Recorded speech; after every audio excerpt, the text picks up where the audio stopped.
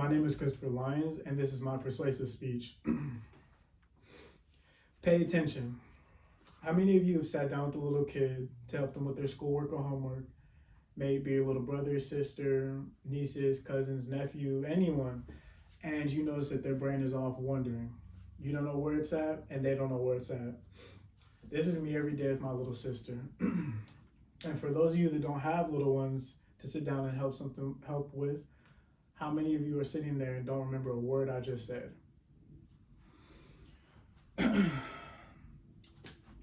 Many children lack the ability to focus and excel in school for many different reasons, and mindfulness, also known as meditation, has been proven to increase brain function and influence behavior.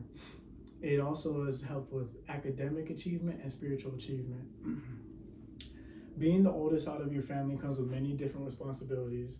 One of mine is having to watch my cousins and my little sister all at once. And over the years watching them, I've learned a few different tricks to help calm them down and tame them.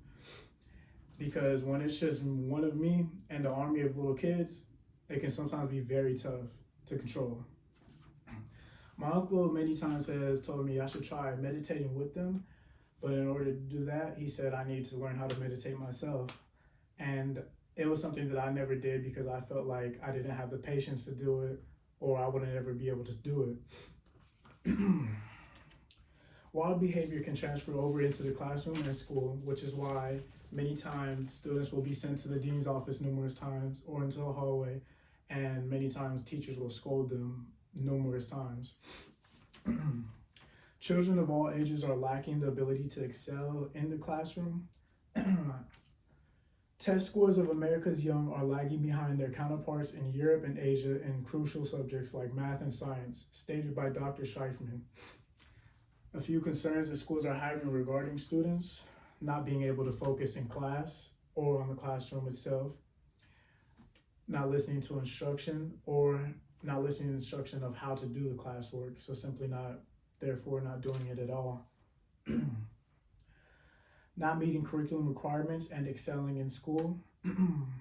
How these concerns relate to behavior issues, physical and verbal conflicts with peers and or staff. Detention and suspensions are on the rise due to these problems and these outbursts of behaviors. I've gone over and discussed a few of the problems that schools are thinking about and taking into consideration. Now moving on to what's causing these problems. A child's ability to feel the effect of stress is something often overlooked and not taken as very serious as it should be. The child's home environment plays a major role in how they perform at school and in the classroom and outside of school. Dr. Elegate states, family background explains more about a child's achievement in school than anything else. And contributing factors to stress within children, stress factors such as school itself, peers, sports, and home environment. Family problems such as financial issues, marital problems, physical or verbally abusive environments can all have negative effects on children going to school. You are aware of the contributing factors relating to the poor performance in the classroom. Moving forward now with correcting the concerns and how we could fix those concerns and fix those problems. An effective solution for the problem is meditation. Simply meditation. Many people won't believe that, but many people that won't believe it are people that didn't try, like once I didn't. Dr. Trojan states, the teenage years are crucial for brain development. If introduced in early years, it is better off to help the child in the long run than having the person adopt meditation in their adulthood and when they've already grown up. The benefits of mindfulness include the following I'm about to go over. Mindfulness requires focused attention, which allows the child to explore their creative mind and formulate ideas. Costello and Lawler state increased calmness, relaxation, and awareness in addition to reduce negative effect among children.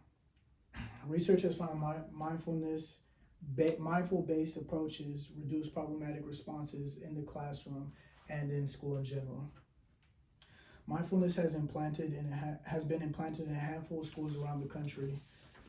One of these places is Baltimore. Several schools in Baltimore, for example, have replaced traditional disciplines such as suspensions or being sent to a different classroom with meditation. Meditation programs are something that is on the rise in schools. Meditation programs are known as, one of the big ones is mindful moment. Suspensions in school, and that's in Baltimore, have dropped from 49% to 23%. A verbal altercation in the classroom dropped from 36% to 17%. As ninth graders going into 10th grade, sophomores have went up, that number has increased by 19%. That's all just from meditation and them taking out suspensions and harsh punishments that do nothing. Understanding the benefits of meditation is quite impressive. I believe children would have an overall advantage from this type of teaching, especially not just as being a child, but taking it into teens and adulthood. I think you could adopt many skills on how to go about life through meditation. I've talked about the concerns arising in the classroom from children not being able to properly excel academically, to suffering from behavior outbursts, and the rising numbers resulting in detention and suspensions, which lead to no help at all.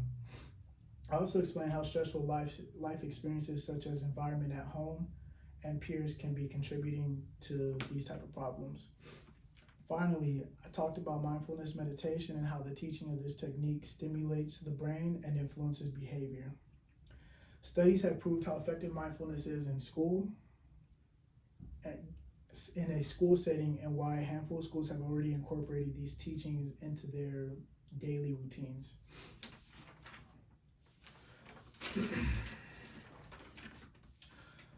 Because the United States Supreme Court ruled that teaching religious practices are unconstitutional, a lot of people feel that mindfulness and meditation is something that shouldn't be taught in school and shouldn't be focused on as a major need or a major concern. I've explained the overall benefits that come from mindful teaching, and hope that some of you will take this into consideration at home and on your own time if you have it. I would hope that some of you are able to spread it with your loved ones if they need to meditate or you think it will help them, or your children if you have any, or cousins, anyone you know. This could be helpful. Meditation is for anyone and everyone.